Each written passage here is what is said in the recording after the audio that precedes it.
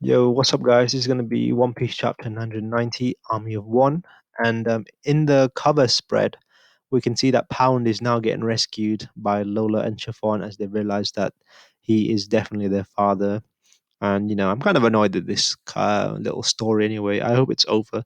Like, what is the relevance, plot relevance, going to be with the Capone Beige and Lola and Chiffon anyway?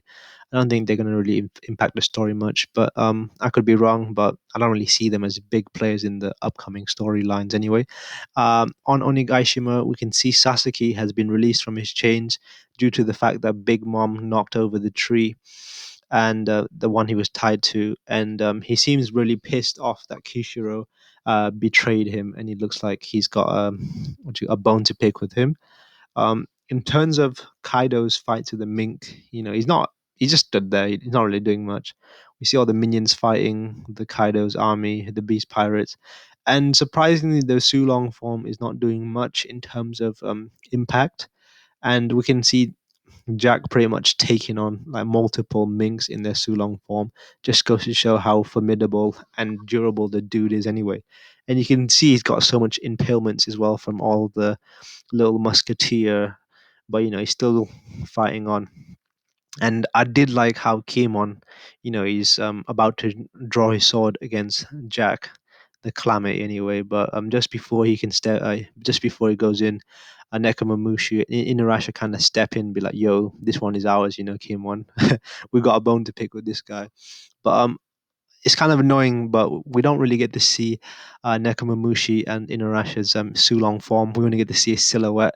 I guess Oda is saving it for later, but I'm definitely looking forward to what these two are going to do. And hopefully the fight will not be off-screened like Oda likes to do sometimes, because that, it'd be really disappointing not to see that fight. All right. So in the actual performance dome, we see King and Queen exchange some words. uh, don't worry, I'm not going to blame you. You were worthless from the start. You should have stopped after the first part. So I thought it's kind of funny that King really doesn't really have any expectations of Queen, and it's also almost a direct parallel if you compare King's relationship. I mean, King's relationship with Queen to Sanji's relationship with Zoro. They seem to have a similar dynamic. Kind of hating on each other and arguing a lot. Mm. All right. So we can see that King has ordered the Toboropo to come in, and it's kind of an emergency. So all the Toboropo are going to be assembled in this situation as well. So we have this one scene with Basil Hawkins and Drake just sat there. Okay, and we can see Hawkins kind of picking up a card, and it's really ambiguous in this. So there's a lot of conversation that can be generated from this, but Basil Hawkins predicts there's a 1% chance of something. Oh no, he put there's a 1% chance a certain man will survive until morning, and just that phrase alone could mean so many things as we go through the chapter. Because the first person that came into mind was obviously Luffy, being the fact that he's the main character and he's a person of interest to even see someone's probability. But as the chapter went on, my thoughts of who this person could be has changed a lot. But this could definitely be a death flag for any character who's not one of the whose name is not Straw Hat Luffy. If their percentage of living is only 1%, uh, sucks to be him.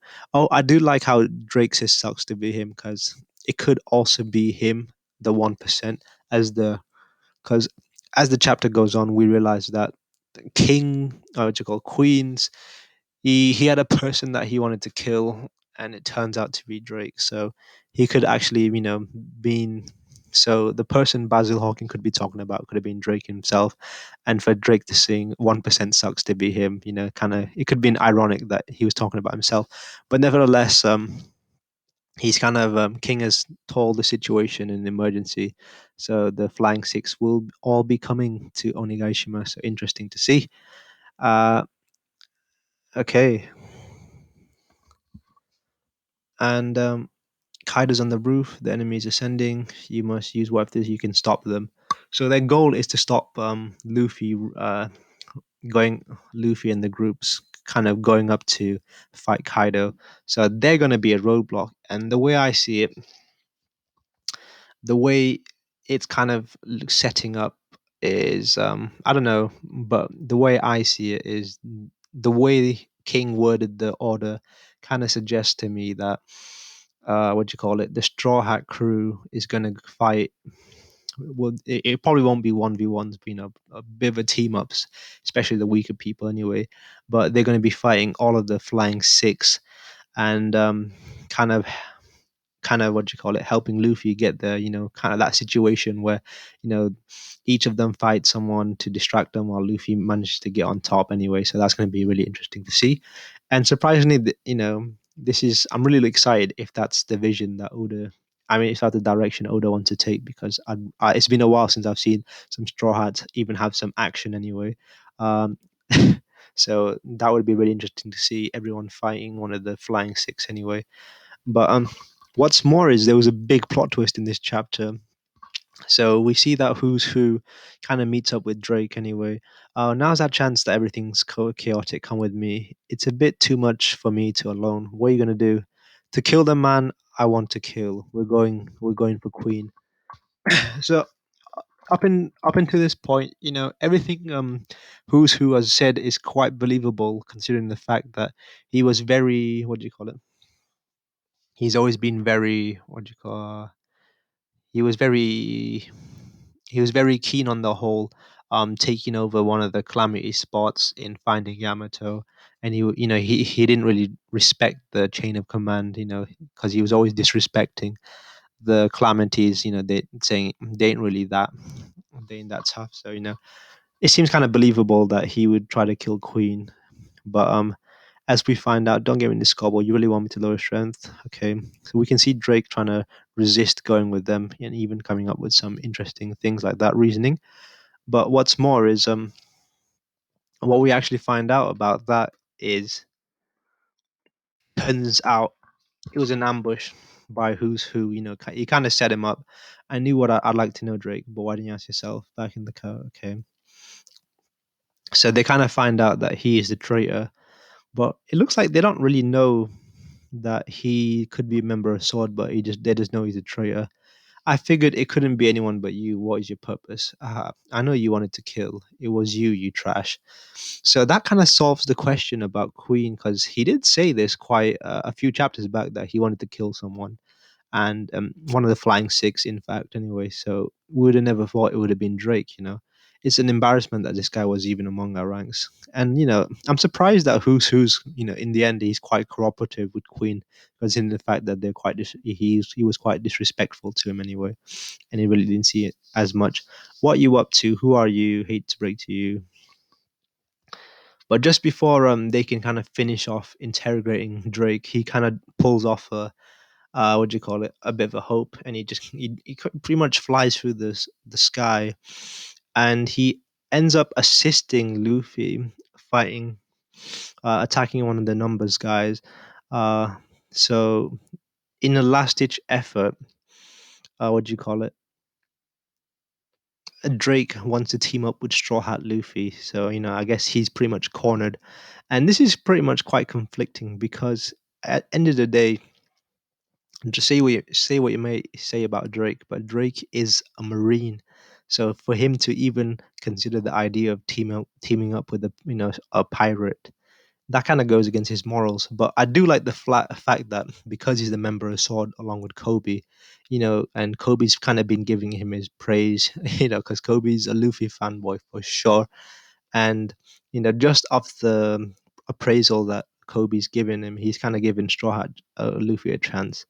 And so with that, he managed to escape. And that could have been the 1% that Basil Hawkins was talking about, considering the fact that he actually co-inspired with everything. So if you think about it, the fact that he was looking at Drake's probability of surviving to kind of ensure that he doesn't, get away and stuff like that was so low that it was pretty much a certain win. But that 1% chance might have happened, or that 1% chance could have been anyone else. But it is quite concerning to me. I don't know that Luffy is using Gear 4 because when it was first revealed about Gear Fourth, he only used it on the special occasions. But I have noticed that he has been using it more often, and almost to the point where Gear Four seems to be his new common, what do you call it, his new power up form. Like he uses it as almost often as he used Gear Second. So if that's the case, that means Luffy's got something more hidden. You know, something in his books, maybe a Gear Five reveal could be happening this arc. That'd be really interesting to see a new transformation anyway. But with these numbers, pretty much get beaten anyway. And I don't really think any of these numbers are going to be. These numbers are pretty much disappointing because, in terms of rank, they're the next what do you call it, next big ones after the Flying Six anyway. But in terms of the numbers, I still have a feeling that the number one number giant's going to be quite interesting. But we'll find out when we see him anyway. But I did like uh, I almost forgot to mention, but I did like the fact that there was a bit of straw hat, what do you call it, action in this chapter anyway. Especially with what do you call it? Especially with how all these samurais try to help them fight against the numbers, but they pretty much end up being useless, and it's up to Zoro. I do like that little chapter where Zoro slices that numbers little mace in half, and we also see Jinbei pretty much stop it with his bare hands, you know, kind of showing off his strength. And I do like how them fighting the numbers is pretty much a reference to them fighting Oars, in the sense that how it took nearly all the Straw Hats to team up to beat one of these giants. But now, looking at them now, just the what do you call it, sheer difference in their strength and how much they've grown. You know, it's a nice little comparison they made there. Anyway, I really enjoyed that little flashback. Anyway, callback. But yeah, and one thing I did want to notice, this last little detail was Hyogoro. There it is again. Why does he look like a guardian deity? Okay, so that seems to bring something. What do you call it? That could mean something later on. I want to see more about that. You know, is there more to what he's saying? Because that's quite an interesting statement to even make anyway. The fact that he looks like a guardian deity. I mean, considering the fact that yeah, he does look like one of those like Japanese gods, the one that looks like Eneru as well, with the whole little cape thing. You know, the smoke, the way he looks. But the fact that Hugo is saying that could mean something, but we'll find out anyway. But yeah, this chapter was jam packed full of information, and I just thought that little, what do you call it, the wild card that is ex Drake has now allied himself with Straw Hat Luffy. So one of the Flying Six, more like the Flying Five now. So that's one less Flying Six to deal with anyway. So now he's on their side. So what is it? But one thing I have noticed is we've not really seen any Law or Kid activity at all in this ever since the raid has started. So I want to know what they're up to anyway. And the fact that they're on the same tier as Straw Hat Luffy, and who they're gonna fight. Like, there's no one left on this island on their like caliber anyway.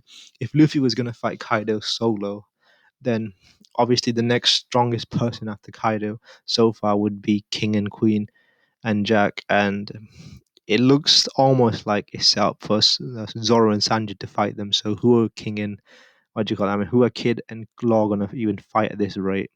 So you know, there's a lot of questions. I mean, they could be. Oh, actually, they could fight Big Mom together. That'd be interesting. But this is so many moving pieces and so much chaos. I just want to know what happens next. But yeah, this chapter was amazing, and that's all for me. I'll see you guys next time.